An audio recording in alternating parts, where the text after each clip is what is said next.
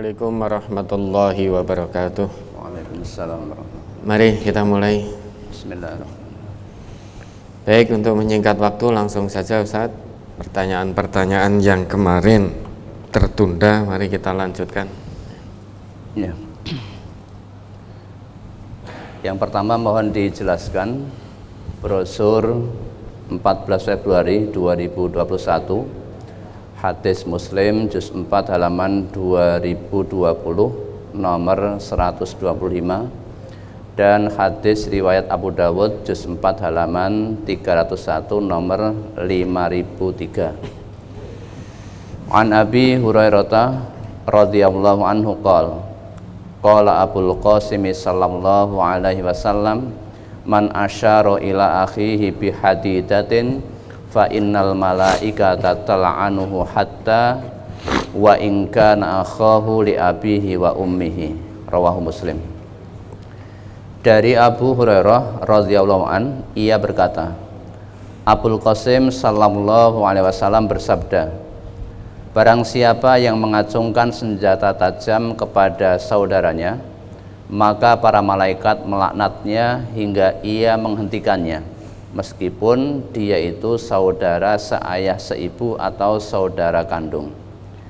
An Abdullah bin Sa'ib bin Yazid an abihi an jaddihi annahu sami'a Rasulullah sallallahu alaihi wasallam yaqul la ya'khuzanna ahadukum mata'a akhihi la'iban wala jaddan. Rawahu Abu Dawud. Dari Abdullah bin Sa'ib bin Yazid, dari ayahnya, dari kakeknya, bahwasanya ia mendengar Rasulullah sallallahu alaihi wasallam bersabda, jangan sekali-kali seseorang dari kalian mengambil barang saudaranya baik untuk bercanda ataupun sungguhan. Hadis riwayat Abu Dawud. Ini mohon dijelaskan. Apa yang perlu dijelaskan? Dari hadis itu sudah sangat jelas.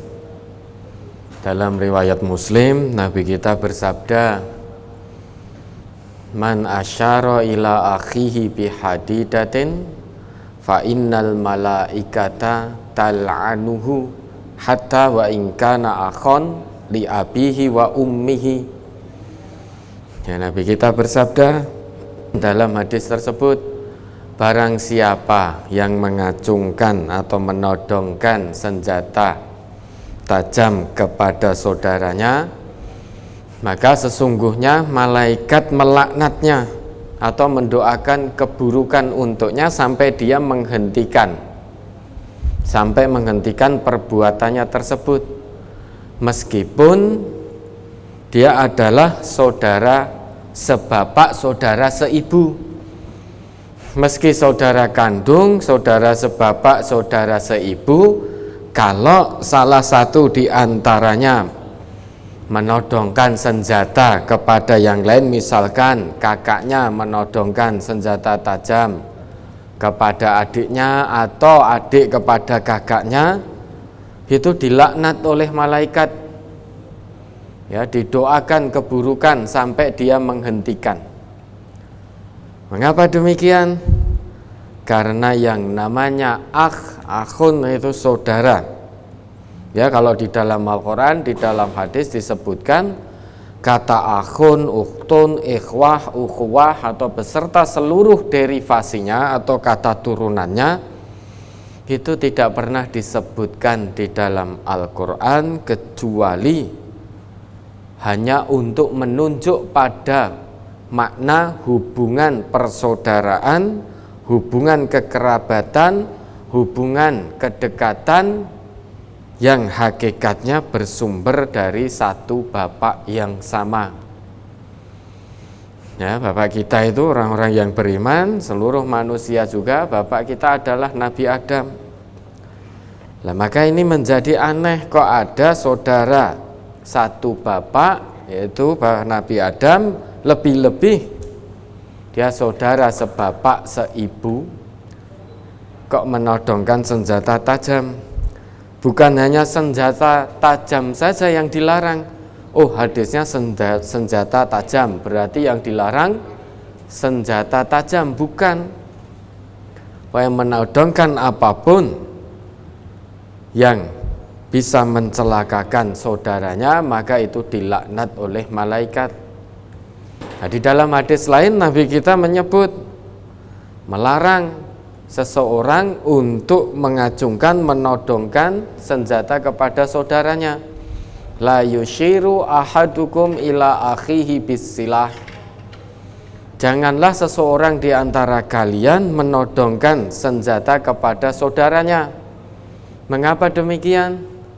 Fa innahu la yadri la'alla syaitana yanzi'u fi yadihi fayaqa'u fi hufratim minan nar. Karena kalau kita menodongkan senjata kepada saudara kita dilarang oleh Rasulullah, itu karena ada sebabnya. Karena kita tidak tahu, jangan-jangan waktu kita menodongkan senjata pada saudara kita, kemudian setan, la'alla syaitan yanzi'u fi yadihi, jangan-jangan nanti setan mencabut senjata itu dari tangan kita. Kemudian yang awalnya kita main-main atau hanya untuk menakut-nakuti, lantas setan mencabut senjata itu dari tangan kita, kemudian terjadilah satu peristiwa, misalkan terjadi pembunuhan dan lain sebagainya. Nah, dengan terjadinya peristiwa itu, maka fayaqa'u fi hufratim minan nar, bisa jadi kita masuk ke dalam lubang api neraka karena membunuh saudara kita, menyakiti saudara kita. Sedang orang yang membunuh seorang mukmin, seorang muslim dengan sengaja, tidak ada balasan yang pantas bagi dirinya selain neraka jahanam. Coba dibaca ayatnya itu, Quran surah An-Nisa surah keempat ayat 93.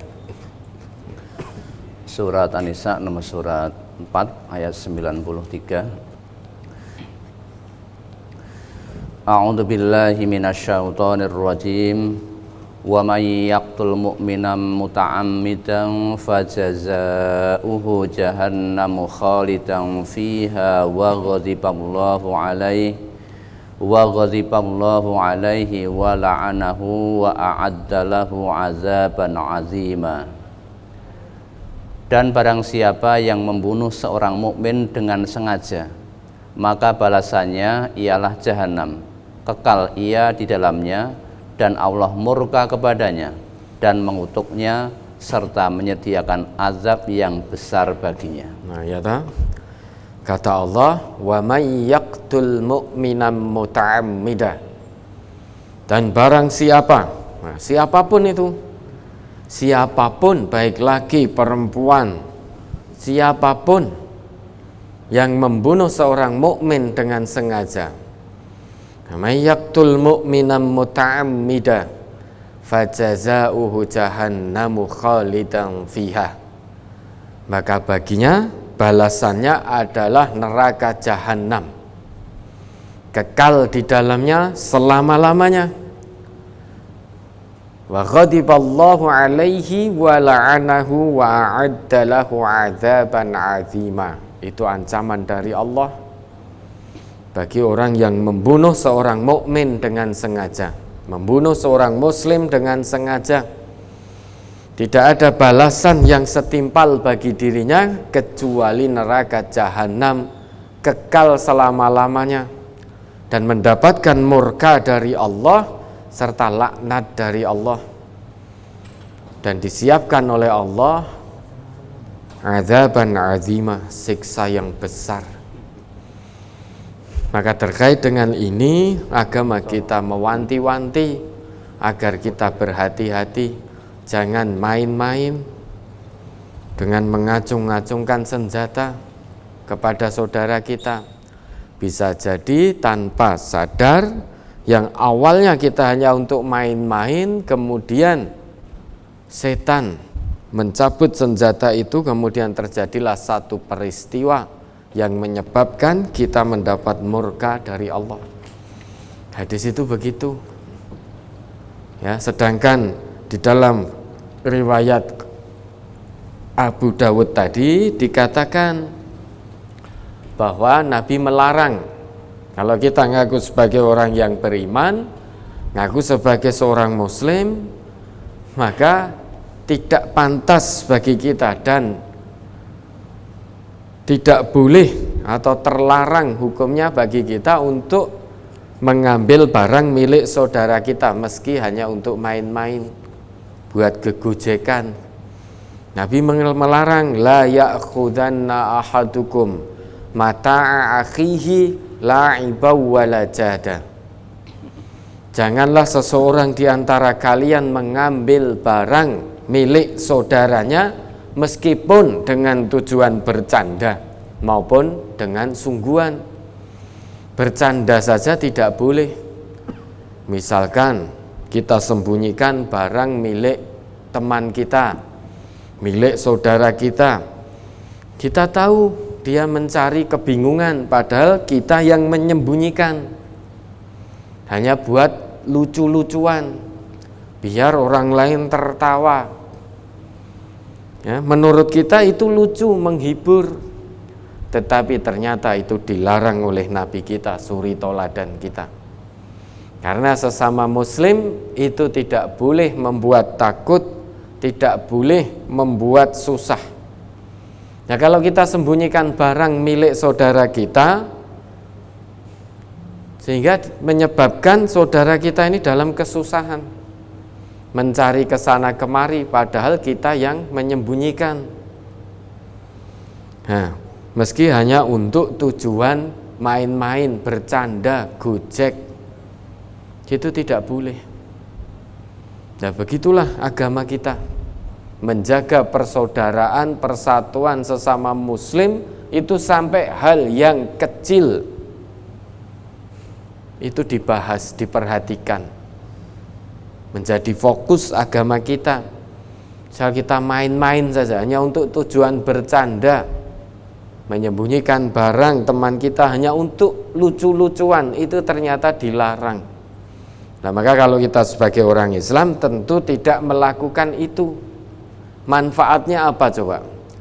Menyembunyikan barang, misalkan HP milik temannya, manfaatnya apa? Nggak ada manfaat apapun. Oh, biar lucu, biar menghibur.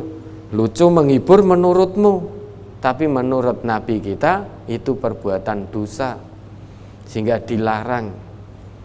Maka kehormatan seorang muslim itu betul-betul dijaga. Ya, bukankah Nabi kita juga bersabda, al-muslimu man salimal muslimuna min lisanihi wa yadihi. Seorang muslim sejati itu adalah yang apabila muslim yang lain selamat dari perbuatan lisannya atau perkataannya dan juga selamat dari perbuatan tangannya. Jadi kalau ada seorang muslim ngakunya muslim namun seringkali membuat muslim yang lain merasa ketakutan, merasa susah karena lisannya, perkataannya, mungkin karena difitnah, karena dibohongi dan lain sebagainya, maupun karena perbuatan tangannya yang suka menyakiti, menyembunyikan barangnya, maka kalau menurut hadis Nabi, dia bukan seorang muslim yang sejati. Seorang muslim yang sejati akan selalu menjaga kehormatan saudara muslimnya. Itu maksud dari dua hadis tersebut. Ya, ada lagi. Sepeninggal ibu saya tanggal 23 Januari kemarin, saya belum bisa ikhlas sepenuh hati. Masih ada rasa kurang puas di dalam mengurusi beliau sakit selama 7 tahun lebih. Saya punya rasa menyalahkan diri sendiri, rasa menyesal mungkin ibu saya meninggal karena saya terlambat membawa beliau ke rumah sakit. Sebenarnya selama 7 tahun itu memang ibu saya sudah biasa keluar masuk rumah sakit. Apakah saya termasuk meratap, Ustadz? Ibu saya semasa hidupnya sholat. Mohon tausiahnya agar hati saya bisa mengikhlaskannya. Coba diingat kembali itu Quran surah Al-Baqarah ayat 155 sampai 157. Surat Al-Baqarah ayat 155 sampai 157. Walanabluwannakum bisyai'im minal khaufi wal ju'i wa naqsim minal amwali wal anfusi was samarat wa basyiris sabirin alladzina idza asabathum musibah qalu inna lillahi wa inna ilaihi raji'un ulaika alaihim shalawatum mir rabbihim wa rahmah wa ulaika humul muhtadun. Dan sungguh akan kami berikan cobaan kepadamu dengan sedikit ketakutan, kelaparan, kekurangan harta, jiwa dan buah-buahan. Dan berikanlah berita gembira kepada orang-orang yang sabar, yaitu orang-orang yang apabila ditimpa musibah mereka mengucapkan inna lillahi wa inna ilaihi raji'un. Sesungguhnya kami adalah milik Allah dan kepadanyalah kami kembali.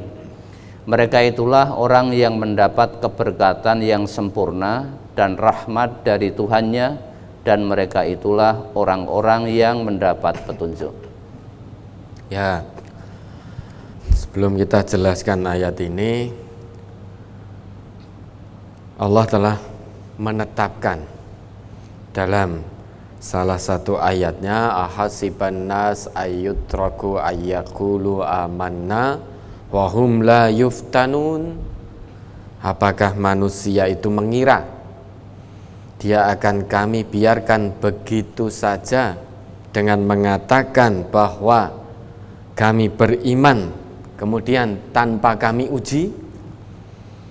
Nah, perlu kita pahami, saat kita sudah menyatakan diri sebagai orang yang beriman, maka kita harus siap ya secara ikhlas menerima setiap ujian yang datangnya dari Allah. Karena menurut Allah, orang yang beriman, yang telah mengaku beriman kepada Allah, Allah pasti akan datangkan ujian. Dan ujian dari Allah itu ada dua macam. Wa nabluukum bisyarri wal khairi fitnah. Dan sungguh kami akan uji kalian, yaitu orang-orang yang beriman, dengan keburukan dan kebaikan. Jadi selama kita hidup di dunia ini sebagai orang yang beriman, selama itu pula Allah akan uji kita. Allah akan uji kita dengan kesenangan mungkin, atau Allah akan uji kita dengan hal-hal yang tidak menyenangkan. Itu menjadi sunnatullah bagi orang yang beriman. Namun kita harus meyakini sepenuh hati, meski Allah telah menetapkan bahwa Allah pasti akan turunkan ujian bagi hamba-hambanya yang beriman, namun Allah juga telah membuat ketetapan, la yukallifullahu nafsan illa wus'aha.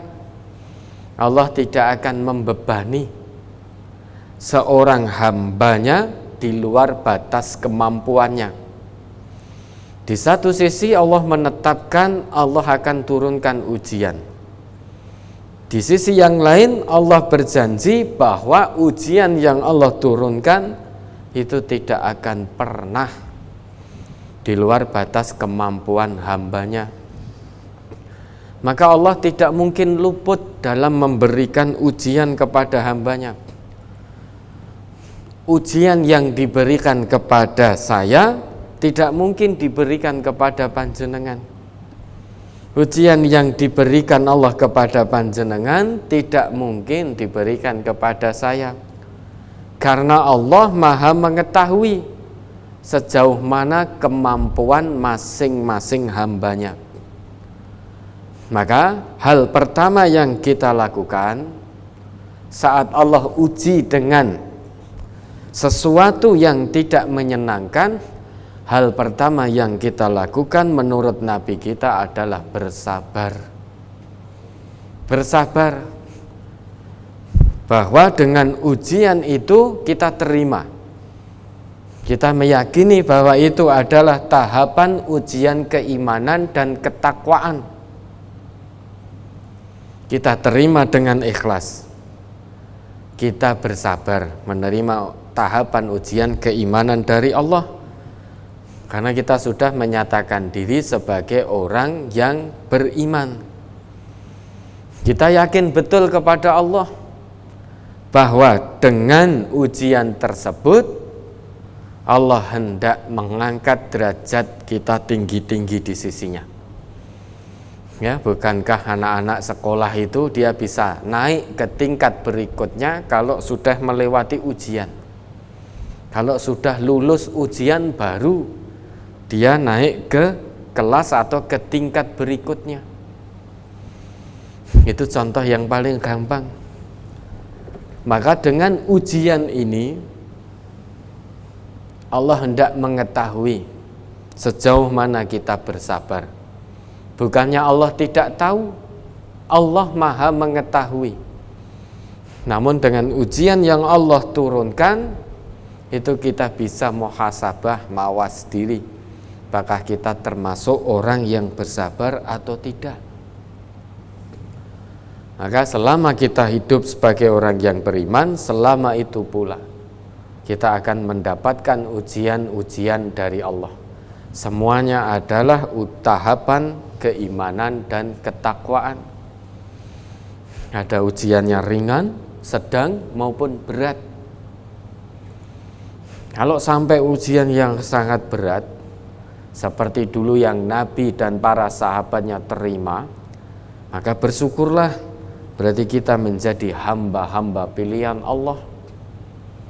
Ya, kalau udah diuji dengan ujian yang sangat berat hingga mengguncangkan keimanan kita, wa zulzilu, zilzal itu keguncangan, ujian yang super berat, yang berat hampir-hampir keimanan kita lepas.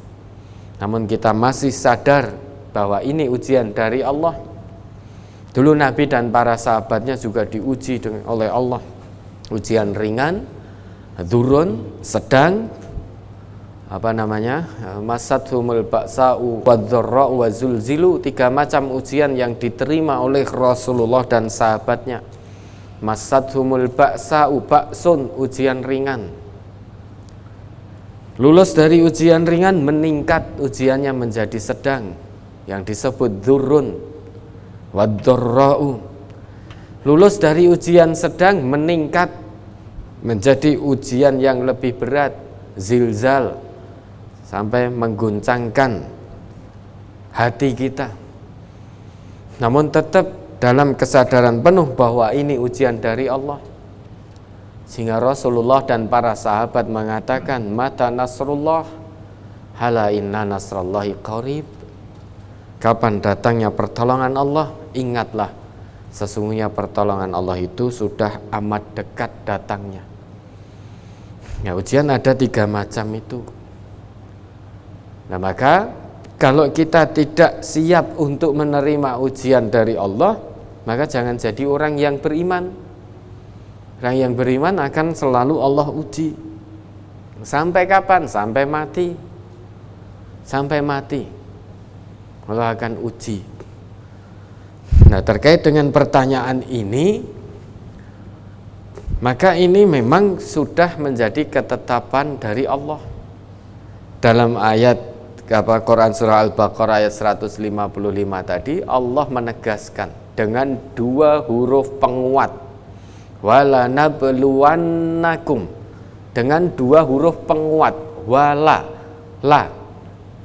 Lam di situ adalah litaukid, untuk menekankan. Bisa jadi lam sumpah, berfungsi sebagai sumpah, wala. Lamut taukid, lam untuk menguatkan, untuk menegaskan. Wala nabluwannakum, ada nun bertasdid di situ. Jadi nun pakai sadah, pakai syiddah. Nun di situ disebut nunut taukid. Jadi nun, huruf nun yang berfungsi sebagai penegas, sebagai penguat. Sehingga ayat tersebut Allah buka dengan 2 huruf penguat. Maka makna dari ayat tersebut 2 kali sesungguhnya. Bermakna 2 kali sesungguhnya. Padahal kalau yang mengatakan Allah tanpa huruf penguat pun itu sudah pasti terjadi. Namun ini Allah hendak menegaskan kepada kita, hamba-hambanya yang beriman, bahwa saat kamu menyatakan diri sebagai orang yang beriman, ketahuilah, sungguh, sungguh dan sungguh kami akan uji kamu. Walanabluwannakum, dengan apa? Bisyai'im minal khaufi, dengan sedikit rasa takut, sedikit rasa khawatir, wal ju'i, dan sedikit rasa lapar, wa naqsim minal amwali wal anfusi wath thamarat, ya, dan sedikit kekurangan pada jiwa, harta dan buah-buahan. Maksud buah-buahan di situ bukan hanya letterlek sebatas buah-buahan yang kita ketahui secara lahiriah. Nah, kalau itu hanya sebatas lahiriah buah yang kita ketahui, maka selain tukang buah tidak akan mendapat ujian. Nah, buah di situ itu mengalami perluasan makna, bisa buah secara lahiriah, bisa buah atau hasil usaha kita. Misalkan kita berusaha mendapatkan hasil, ditipu orang, diambil orang, dikorupsi, itu termasuk ujian, ya. Buah kita berusaha menghasilkan, ada hasilnya, dicuri orang, ditipu orang, nah itu termasuk ujian dari Allah. Namun ingat, semua ujian ini, bentuk ujian ini bagi kita memang tidak menyenangkan. Lebih-lebih ujian kita ditinggal oleh orang yang kita cintai, ditinggal oleh orang tua kita misalkan, ditinggal oleh keluarga kita, mungkin anak, istri, atau suami, atau teman, sahabat karib kita. Itu bagi kita sesuatu hal yang tidak menyenangkan kalau kita memperturutkan hawa nafsu. Namun itulah ketetapan Allah. Maka tatkala Allah berikan ujian, Allah beri solusinya. Solusinya apa? Wa basyiris sabirin. Dan sampaikanlah berita gembira bagi orang-orang yang sabar. Siapa itu? Alladzina idza asabathum musibah qalu inna lillahi wa inna ilaihi raji'un. Orang yang sabar menurut Allah adalah orang yang apabila ditimpa musibah, ditimpa satu ujian yang disebutkan oleh Allah di ayat 155-nya tadi, secara khusus maupun musibah-musibah yang lain yang tidak tersebut dalam ayat itu, begitu dia mendapatkan ujian, sesuatu yang tidak menyenangkan, dia lantas ingat kepada Allah.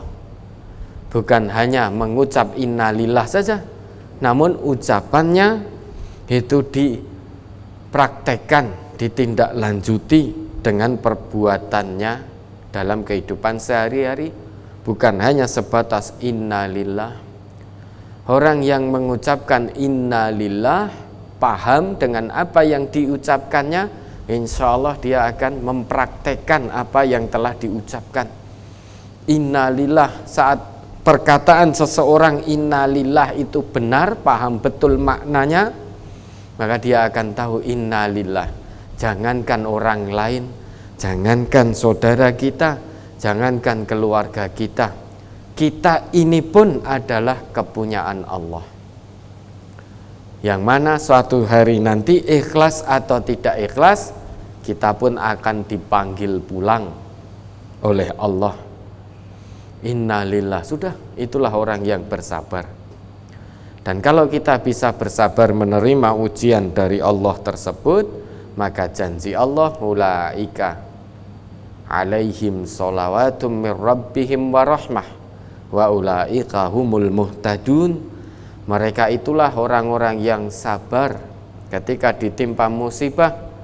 Mereka itulah orang yang mendapatkan ampunan dari Tuhannya, ampunan dari Allah, dan mendapatkan curahan rahmat dari Allah. Dan mereka itulah orang-orang yang mendapatkan petunjuk. Memang wajar kalau kita itu berkabung, bersedih, ditinggal oleh orang yang kita cintai, misalkan ibu, sebagaimana pertanyaan tadi. Manusiawi kita bersedih. Namun sebagai orang yang beriman, kalau kita bersedih berkepanjangan, bisa-bisa kita jadi meratap. Sedang meratap itu larangan, dilarang oleh syariat kita. Saat seseorang ditinggal oleh orang tuanya ataupun yang lain yang dia cintai, Islam memberikan solusinya. Masa berkabungnya adalah 3 hari, kecuali bagi seorang istri apabila ditinggal mati oleh suaminya, maka masa berkabungnya oleh syariat kita panjang, diberikan masa berkabung yang panjang 4 bulan 10 hari, namun jangan sampai meratap. Kata Nabi kita, la yahillu li limra'atin muslimatin tu'minu billah wal yaumil akhir an tuhidda fauqa salasati ayyamin illa ala zawjiha arba'ata ashhuri wa asyra. Itu kata Nabi kita, tidak halal bagi seorang muslimah itu berkabung lebih dari 3 hari, kecuali istri yang ditinggal mati oleh suaminya, maka berkabungnya 4 bulan 10 hari. Ya, maka panjenengan yang bertanya tadi ditinggal mati ibunya meninggal, sedo berkabung boleh, namun jangan lama-lama, jangan sampai meratap. Toh apapun yang ada pada sisi kita itu akan musnah, kita pun juga akan kembali kepada Allah. Maka tidak perlu berlama-lama. Kalau ingat ibunya, doakan ibunya. Kalau ibu panjenengan orang sholat, doakan, mohonkan ampun kepada Allah. Itu bentuk bakti kita kepada orang tua. Meskipun orang tua kita sudah meninggal, namun kita masih bisa berbakti. Kalau orang tua kita sholat, kita doakan. Dah serahkan semuanya kepada Allah. Jangan bersedih berkepanjangan, yang pada akhirnya nanti menyebabkan panjenengan meratap dan jatuh pada larangan agama. Sudah, bersabar, karena Allah hanya akan menyertai hamba-hambanya yang bersabar. Innallaha ma'as sabirin. Ya, ada lagi. Bagaimana hutang di bank tidak mau menyaur, dia malah menyuruh agunannya supaya dilelang. Apakah kalau sudah dilelang hutangnya menjadi lunas? Ya, kalau memang hutangnya, agunannya sudah diminta atau disuruh untuk dilelang, misalkan saya punya hutang, ada agunan, saya nggak mau nyaur, padahal saya punya kewajiban untuk nyaur. Namun karena nggak mau nyaur, saya punya agunan, saya minta sudah agunan saya dilelang saja. Nah, kalau agunannya sudah dilelang dan sudah laku, ya insya Allah lunas hutang kita. Bahkan mungkin kita mendapatkan kelebihan dari hasil lelang tersebut. Misalkan hutang kita 10 juta, agunan kita mungkin dilelang payu 15 juta misalkan. Nah, maka kita dapat kelebihan 5 juta dari agunan yang dilelang. Nah, maka kalau agunan sudah kita minta untuk dilelang dan dilelang, maka hutang kita sudah lunas. Ya, tidak mengapa begitu. Ya, ada lagi.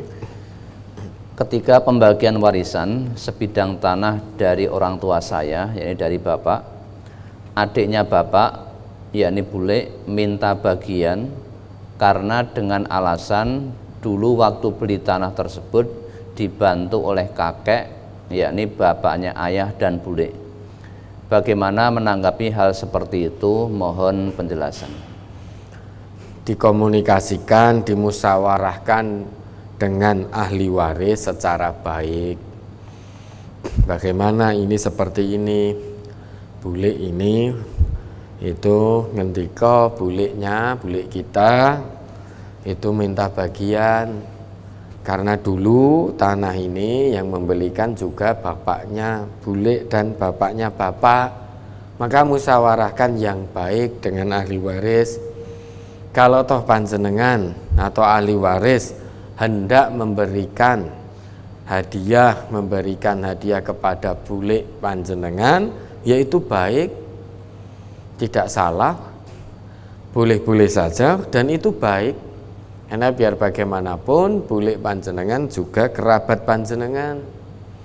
Kalau memang ahli waris hasil musyawarah kemudian menjadi mufakat untuk memberikan sebagian, memberikan bagian atau pemberian kepada bule panjenengan, ya baik-baik saja. Dengan begitu keluarga bisa menjadi rukun, persaudaraan tidak terpecah belah hanya gara-gara rebutan harta warisan. Kalau ahli warisnya bermufakat untuk memberikan pemberian kepada bulenya, yaitu baik, bisa merukunkan hubungan kekeluargaan. Maka musyawarahkan dengan baik dengan ahli waris, dimusyawarahkan dengan baik. Ya, ada lagi. Apakah orang yang akan meninggal itu ingatannya sudah dilupakan? Karena anak saya kemarin 2 hari sebelum meninggal sering lupa dan bicaranya sering ngigau, Ustaz. Yaitu berarti anak panjenengan, putra atau putri panjenengan sebelum meninggal berarti itu sakit. Ya, berarti itu sakit. Jadi sebelum meninggal sakit putra atau putri panjenengan. Nah, sebelum meninggal apakah ingatannya itu dilupakan? Saya belum tahu.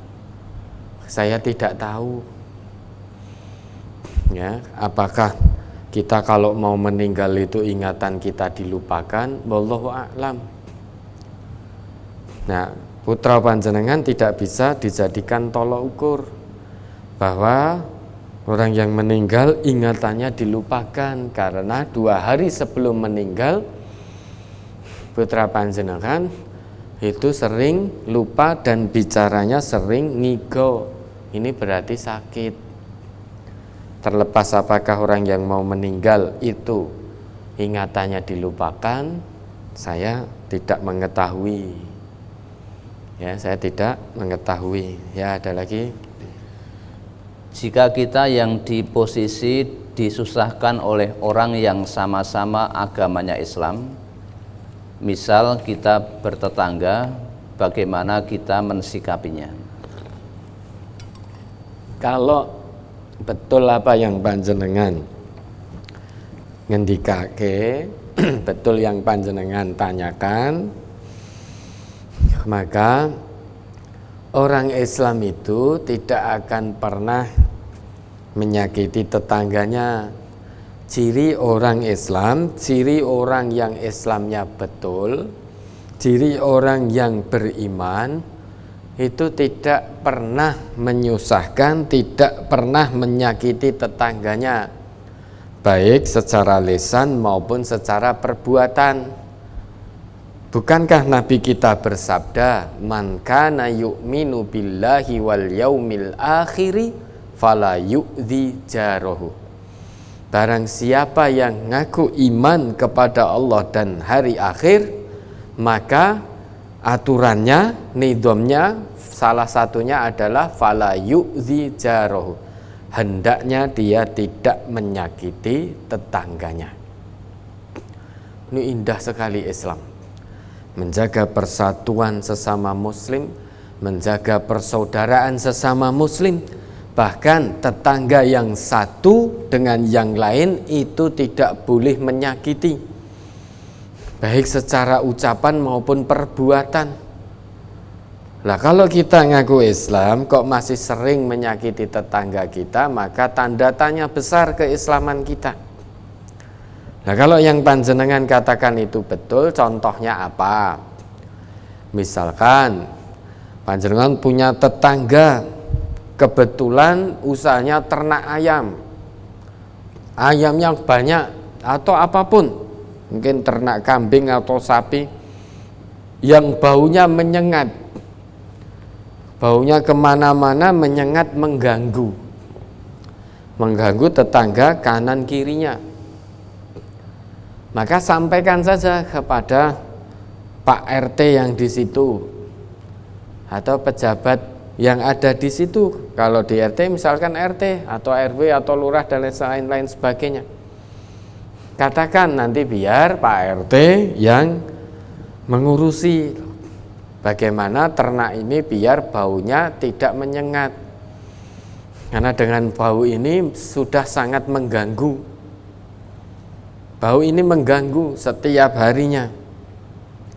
Maka kanan kiri kita terganggu. Lah kalau sudah dikandani dengan RT, misalkan kita ternak ayam, ditegur, dikandani, kita ngeyel. Misalkan ngeyel, mbok tulung Pak atau Mas atau Bu, nyuwun tulung. Itu boleh-boleh saja usaha ternak ayam, namun diusahakan bagaimana caranya biar kotorannya itu baunya tidak menyengat hingga mengganggu tetangga kanan kirinya. Kalau kita yang punya usaha itu sudah ditegur baik-baik, dinasihati, kok kita malah ngeyel, wong jenenge telek iki ya mampu, wajar. Nah kalau kita mengucap seperti itu berarti kita tidak mau bertegur sapa sebagai seorang muslim, sebagai seorang mukmin. Kita menyakiti tetangga kita meski tidak melalui ucapan, namun perbuatan kita. Perbuatannya adalah kita memelihara atau beternak, namun baunya sampai mengganggu tetangga, maka itu dilarang dalam agama kita, dilarang oleh Nabi kita. Ya, ada lagi.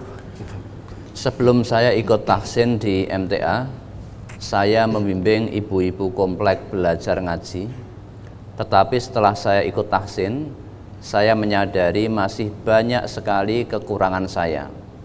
Jadi saya hentikan kegiatan ngaji bareng ibu-ibu. Saya khawatir ada kekeliruan yang saya ajarkan. Apakah saya berdosa, Ustadz, karena menghentikan kegiatan tholabul ilmi? Harusnya tidak begitu, harusnya tidak dihentikan. Dulu waktu panjenengan belum ngerti ilmunya tahsin saja, itu belum ngerti, panjenengan sudah membimbing ibu-ibu, ngajari baca Quran misalkan, meski belum tahu ilmu terkait dengan tahsinul qiraah, ya, dengan tahsin belum tahu. Namun panjenengan sudah membimbing ibu-ibu membaca, misal Iqra misalkan. Nah sekarang setelah ikut tahsin berarti sudah ada ilmunya. Sudah ada ilmunya, harusnya lebih bersemangat. Lebih bersemangat lagi dalam membimbing ibu-ibu dalam tahsin membaca Al-Quran dengan benar. Lawang sudah ada ilmunya kok malah berhenti mengajari ibu-ibu komplek baca Al-Quran dengan baik dan benar. Padahal sudah tahu ilmunya, lah kok malah berhenti. Dulu sebelum tahu ilmunya saja sudah membimbing. Harusnya wong belum tahu ilmunya saja sudah membimbing, ngajari ngaji. Harusnya setelah tahu ilmunya ikut tahsin harus lebih semangat lagi. Sudah ada ilmu sekarang, dulu tanpa ilmu sudah membimbing, sekarang dengan ilmu bismillah lebih mantap lagi, lebih semangat lagi. Dulu baru bisa iqra misalkan, baru bisa mengajari alif fathah a, alif kasroh i, alif doma u, a, i, u, baru bisa begitu saja sudah membimbing ibu-ibu. Lah sekarang sudah tahu macam-macam terkait dengan hukum-hukum bacaan. Nah maka harus lebih semangat lagi, harus ghirohnya harus lebih semangat, bukan justru malah takut. Ya kalau sekarang dihentikan mulai lagi ya. Namun dengan tetap kondisi saat ini tetap menjaga protokol kesehatan. Ya ada lagi. Saya sering dibohongi oleh istri. Untuk kesekian kalinya istri berhutang ke rentenir hingga hutangnya bertumpuk. Simpanan yang rencananya buat beli kendaraan habis. Itu semua dilakukan tanpa seizin suami. Kalau di depan suami dia ngomongnya baik, sopan santun, tapi di belakang dia khianat. Pertanyaan, apakah kejadian yang menimpa saya ini sudah takdir dari Allah? Apakah dia, yakni istri, termasuk orang munafik? Apakah saya berdosa kalau berdoa sambil mengeluh sama Allah? Saya suka mengeluh, ya Allah, saya harus bagaimana lagi mendidik istri? Istri sudah saya ajak ngaji, sudah saya doakan, tapi kelakuannya tidak mau berubah. Memang wanita itu berdasarkan hadis Nabi itu tercipta dari tulang rusuk.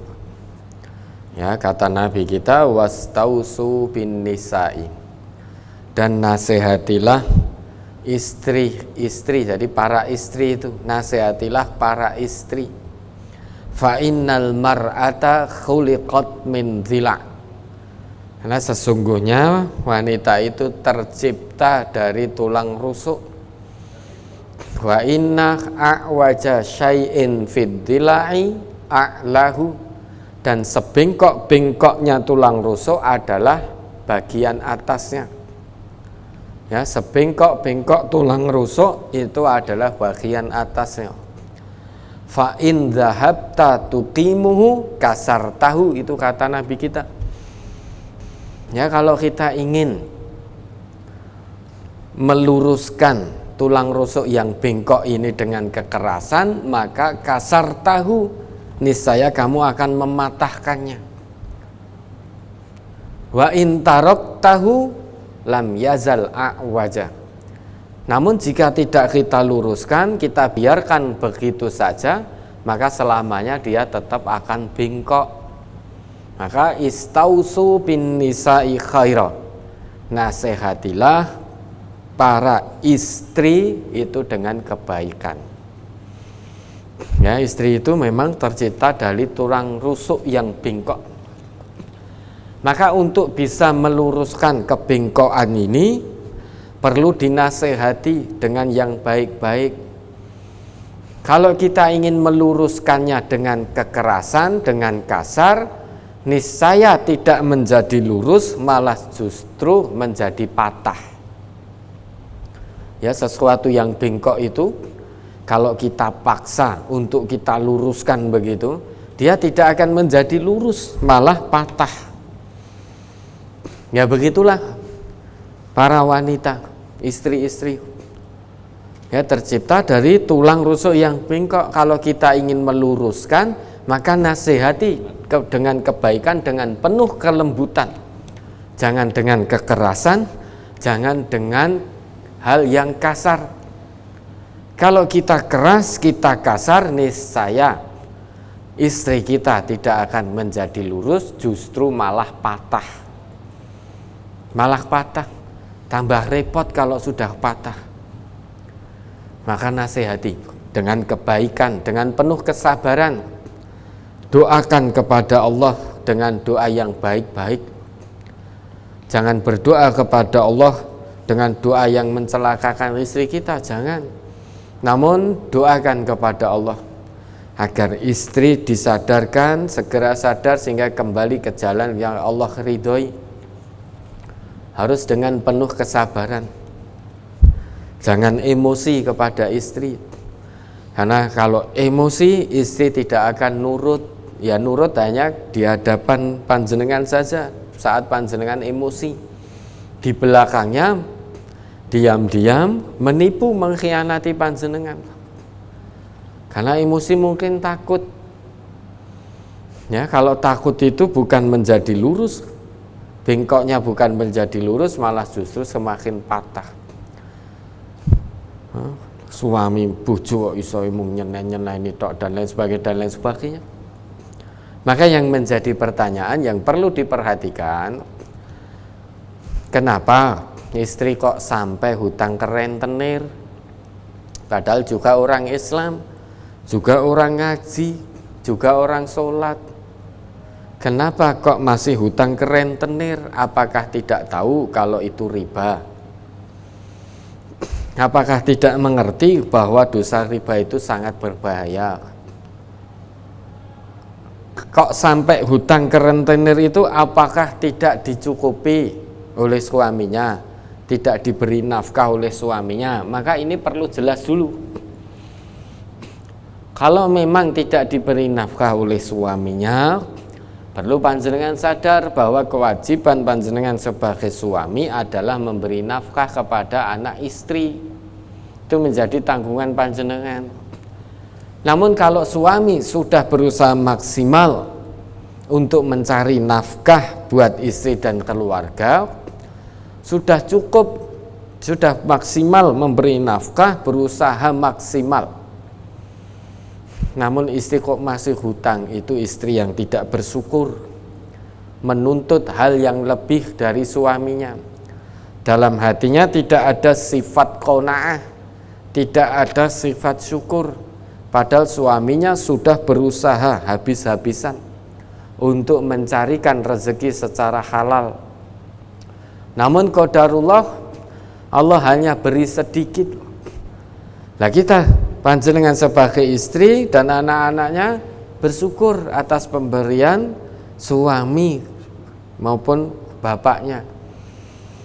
Ikna bil qalil ya'tikal kasir. Syukuri yang sedikit, niscaya Allah akan datangkan yang lebih banyak. Bisa jadi zatnya sedikit, namun Allah turunkan berkah, full berkah.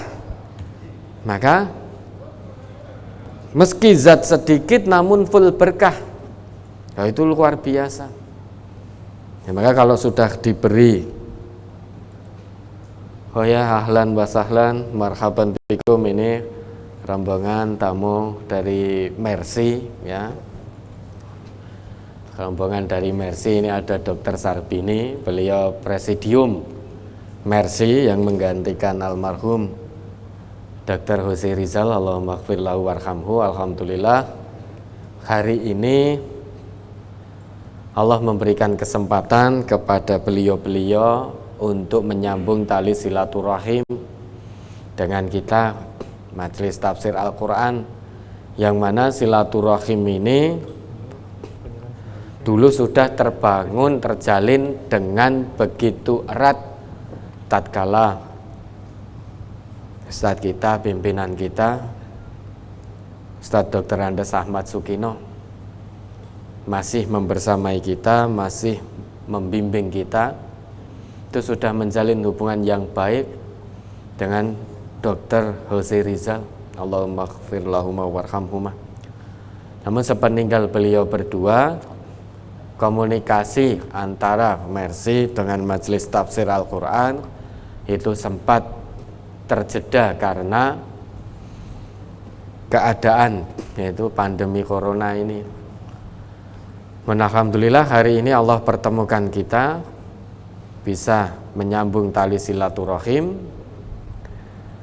Dr. Sarbini beserta rombongan dari Mercy bisa rawuh ke gedung Majelis Tafsir Al-Quran ini, dan mudah-mudahan silaturahim bisa terus berlanjut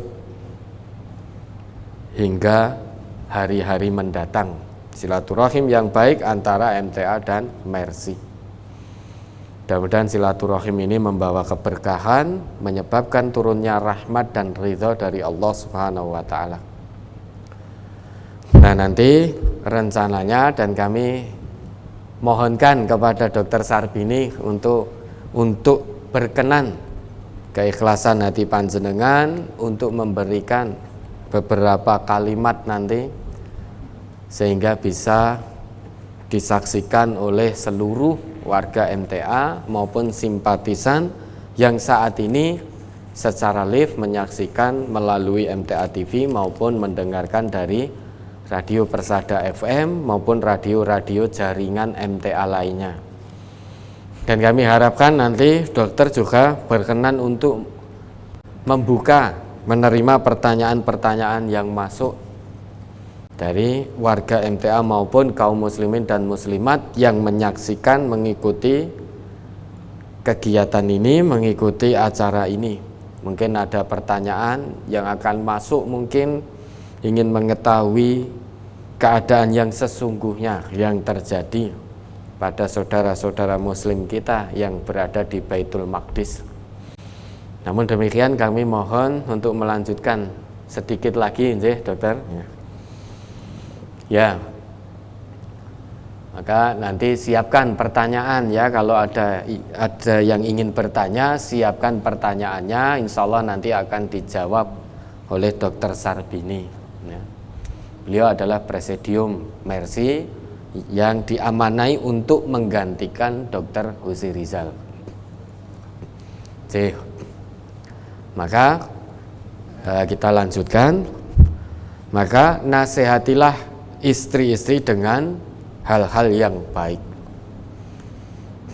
Yang perlu menjadi perhatian kita, kenapa seorang istri sudah dinafkahi cukup oleh suaminya kok masih berhutang kepada rentenir, padahal ngakunya secara lahiriah dia juga sholat ya, dia juga seorang muslimah. Apakah tidak tahu betapa Allah melaknat pelaku-pelaku riba? Coba dibaca lagi itu ayatnya, Quran surah Al-Baqarah itu ayat 275-276. Bagaimana bahayanya riba?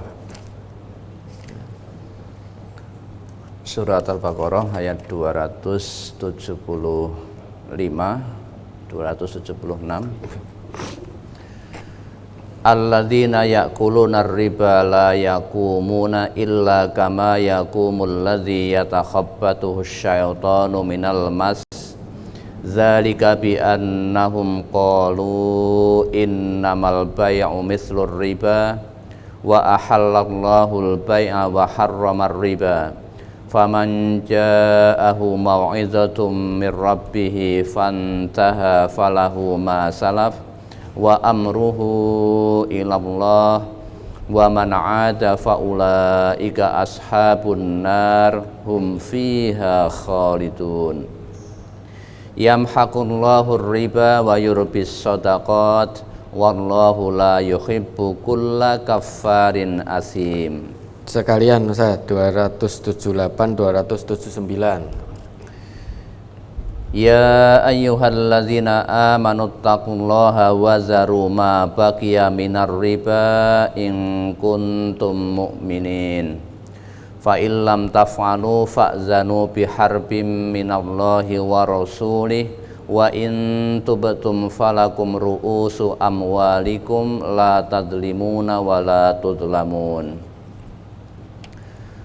Orang-orang yang makan atau mengambil riba tidak dapat berdiri melainkan seperti berdirinya orang yang kemasukan setan lantaran tekanan penyakit gila. Nah, alladzina ya'kuluna riba la yaqumuna illa kama yaqumul ladzi yatakhabbathu asyaitanu minal mas. Itu kata Allah. Orang-orang yang memakan riba, jadi melakukan kegiatan riba, aktivitas ribawi, itu dia tidak akan bisa berdiri jejak lurus, itu tidak bisa. Bingung, ya, kesana kemari bingung, cari utangan.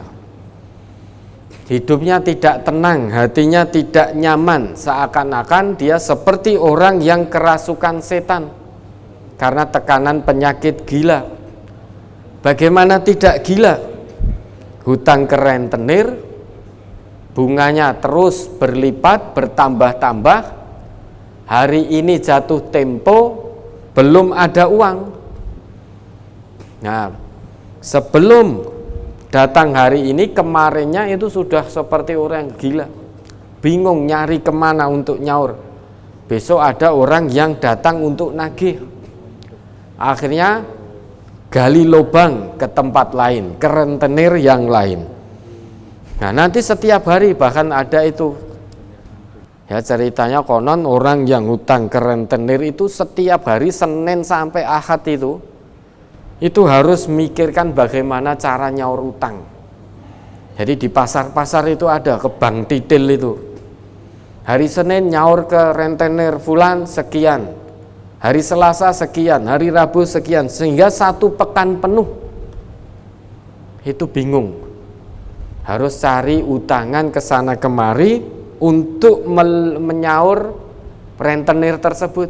Setiap hari udah nyaur tidak lunas-lunas. Bingung, bertambah bingung. Ya, seperti orang gila. Bahkan tinggal di rumahnya sendiri saja tidak berani. Karena setiap hari tidak hanya 1-2 yang datang untuk nagih hutang. Banyak yang datang dan setiap hari. Bahkan konon kabarnya ada orang itu, dia orang Islam, karena hutangnya ke rentenir itu banyak, dia takut sampai melihat matahari. Jadi kalau sudah ba'da subuh itu dia pergi dari rumahnya. Setiap hari begitu, pergi dari rumah kembali setelah tengah malam, hanya untuk menghindar.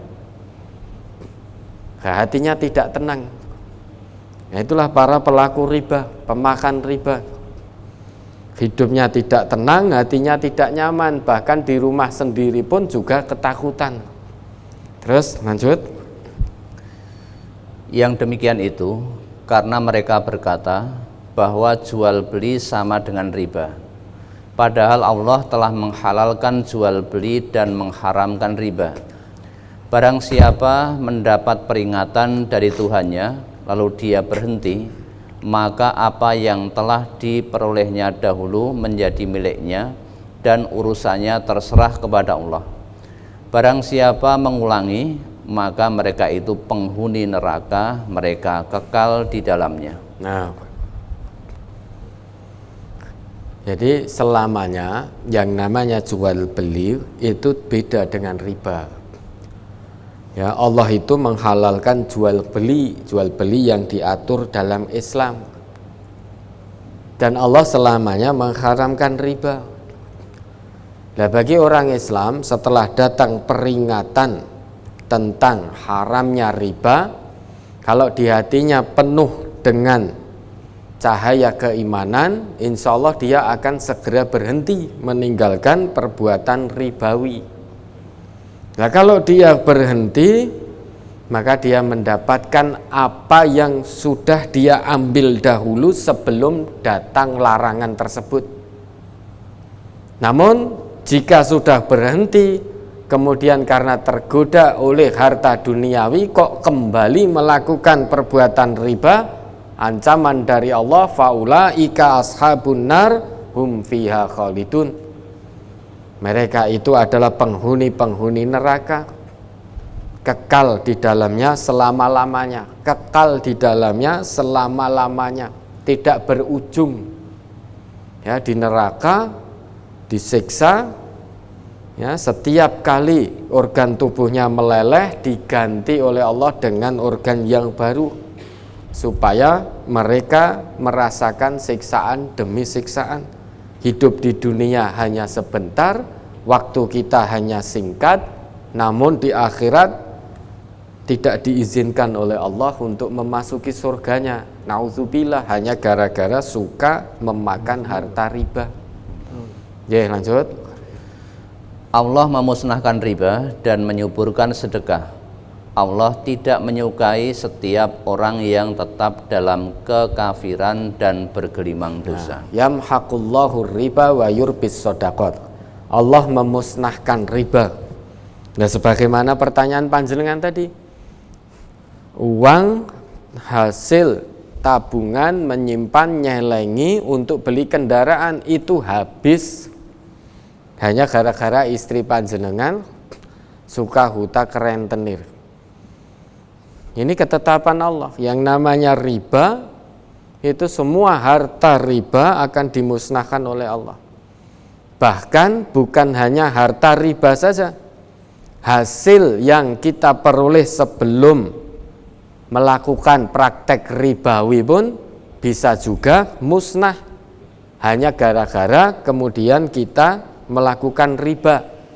Seperti pertanyaan panjenengan ini, harta yang panjenengan hasilkan secara halal, kemudian istri panjenengan melakukan riba, ya, pinjam ke rentenir dengan bunga berbunga, maka celengan panjenengan, tabungan halal panjenengan pun juga habis untuk menutup hutang tersebut dan belum lunas.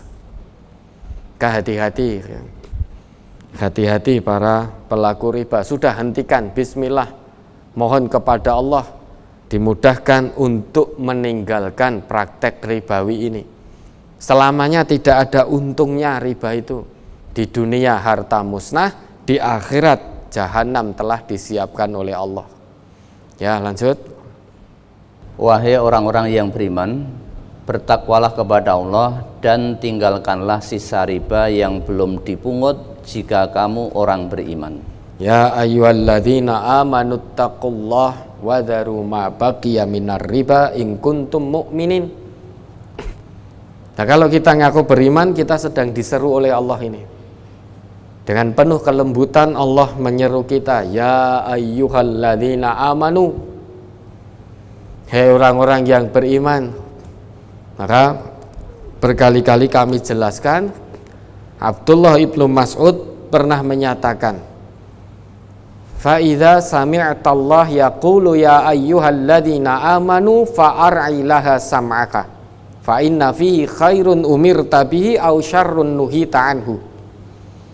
Jika kamu ngaku sebagai orang yang beriman, kalau kamu mendengar Allah menyerumu dengan seruan ya ayyuhalladzina amanu fa'ar'ilaha sam'aka, pasang pendengaranmu baik-baik terhadap seruan Allah tersebut.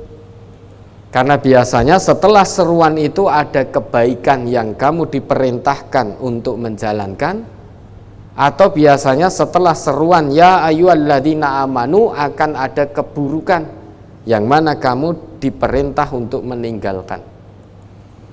Nah, ini kita sedang diseru oleh Allah melalui ayat ini dengan penuh kelembutan. Hei orang-orang yang beriman, tanyakan pada hati kita masing-masing, adakah cahaya keimanan dalam diri kita? Kalau ada, tentu kita memperhatikan dengan sangat serius seruan Allah ini. Perintahnya apa? Ittaqullah, bertakwalah kalian semua kepada Allah. Bertakwa dalam arti sederhana berarti menjalankan semua perintahnya, meninggalkan semua yang menjadi larangan Allah, termasuk riba ini. Wadharu ma baqiya minar riba in kuntum mu'minin, dan tinggalkanlah riba jika kamu betul-betul hamba Allah yang beriman. Kalau hanya sebatas pengakuan di lisan, berarti iman kita belum betul di hadapan Allah. Tanda iman kita benar di hadapan Allah, selain kita ucapkan dalam lisan kita, kita yakini dengan hati kita, kemudian kita amalkan dalam perbuatan kita sehari-hari. Ya, definisi iman itu kan salah satunya adalah tasdiqum bil lisan atau takrirun bil lisan, tasdiqum bil qalbi wa amalun bil jawarih. Yaitu ikrar dalam lisan kita, dengan lisan kita, kemudian kita imani, kita benarkan apa yang kita ikrarkan, kita benarkan dalam hati kita, kemudian wa amalun bil jawarih, kita ikuti apa yang sudah kita ikrarkan, yang kita yakini dalam hati kita dengan perbuatan kita sehari-hari. Itu makna dari iman. Nah, kalau kita ngaku beriman, maka tidak cukup hanya dengan ucapan amantu billah, aku beriman kepada Allah. Bukan, tidak cukup kalau hanya sebatas ucapan. Perlu bukti, yaitu amal soleh. Salah satu bentuk amal soleh adalah meninggalkan riba. Kalau tidak mau meninggalkan riba padahal sudah nyata larangan datang dari Allah, akibatnya apa? Coba ayat berikutnya. Jika kamu tidak melaksanakannya, maka umumkanlah perang dari Allah dan Rasul-Nya. Tetapi jika kamu bertaubat, maka kamu berhak atas pokok hartamu. Kamu tidak berbuat zalim atau merugikan dan tidak dizolimi atau dirugikan. Fa illam taf'alu fa'dhanu biharbin minallahi wa rasulih. Ya, setelah ayat-ayat atau hadis-hadis yang berisi larangan tentang riba, bahaya riba sampai kepada kita, kok kita tidak mau meninggalkan riba dengan alasan yang macam-macam?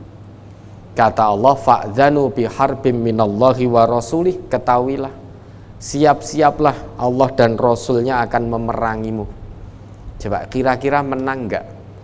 Kalau kita diperangi oleh Allah dan Rasul itu kira-kira kita akan berkesudahan baik atau berkesudahan buruk dan penuh kesengsaraan? Maka istafti qalbak, tanyakan pada nuranimu masing-masing. Ngaku beriman, datang larangan riba, kok masih terus dilakukan, hanya tergiur dengan kemewahan duniawi. Maka fa'dhanu biharbim minallahi wa rasulih. Ya, siap-siaplah untuk diperangi Allah dan Rasulnya. Na'udzubillah, istafti qalbak, tanyakan nuranimu masing-masing. Ya, terkait dengan istri panjenengan tadi, doakan yang baik-baik dengan penuh kesabaran, jangan pernah putus asa dalam mendoakan istri panjenengan. Doakan yang baik-baik, mohonkan ampun kepada Allah, mohonkan kepada Allah, mudah-mudahan Allah memberikan petunjuk, membukakan pintu hatinya sehingga bisa kembali ke jalan Allah dengan meninggalkan riba, tidak berbohong kepada suaminya lagi, tidak mengkhianati suaminya lagi, sehingga betul-betul mengamalkan hasil kajinya dalam kehidupan sehari-hari, betul-betul menjadi pribadi muslimah, pribadi yang betul-betul baik, baik di hadapan suaminya maupun tatkala suaminya tidak berada di hadapannya. Bukan hanya menjadi istri yang pura-pura baik, kalau ada suaminya di depannya pura-pura baik, ngomongnya santun, penuh dengan kelembutan, tetapi di belakang suaminya ternyata berkhianat. Itu namanya istri yang pura-pura baik, bukan istri yang betul-betul baik. Maka biar bisa menjadi istri yang benar-benar baik, nasihati dengan penuh kelembutan, penuh kesabaran, doakan yang baik-baik, mohonkan yang baik-baik kepada Allah. Terlepas Allah belum memberikan, belum menjawab doa panjenengan, jangan putus asa dan jangan mendikte Allah. Jangan mendikte Allah. Terus doakan dengan penuh kesabaran. Ya, dengan demikian mudah-mudahan Allah lekas memberikan petunjuk, membukakan hati istri panjenengan sehingga bisa kembali ke jalan yang Allah ridhoi dan keluarga panjenengan menjadi keluarga yang sakinah, mawaddah, warahmah.